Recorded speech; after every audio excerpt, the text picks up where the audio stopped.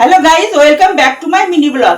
আজকে আমি লাউ পাতা দিয়ে পাবদা মাছের পাতুরি করব। তা কি করে করব দেখো, মশলাগুলো যেগুলো দেয় মানে পাতুরিতে তোমরা তো জানো, সর্ষে, পোস্ত, একটু কাজু বাটা, লঙ্কা, নুন, হলুদ পরিমাণ মতো, আর সর্ষের তেলটাও মেখে নিয়েছি। আর এই যে ফ্রাই প্যানটা উনুনে দিয়ে দিয়েছি,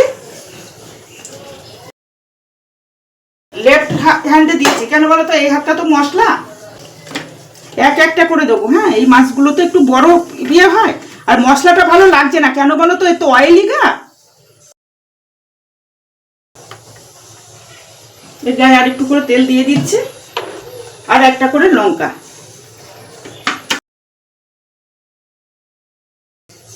বাঁধবো না, এরকম করে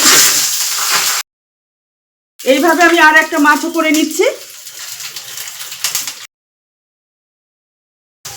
লঙ্কা দিয়ে দিলাম,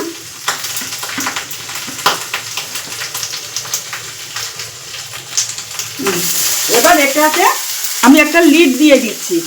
এই লিডটা দিয়ে দিচ্ছি, তাহলে এটা হতে থাকো। আবার আমি কিছুক্ষণ বাদে তোমাদের সঙ্গে মিট করছি।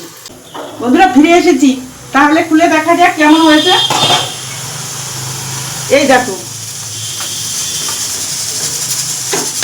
সুন্দর হয়েছে বলো। এই যে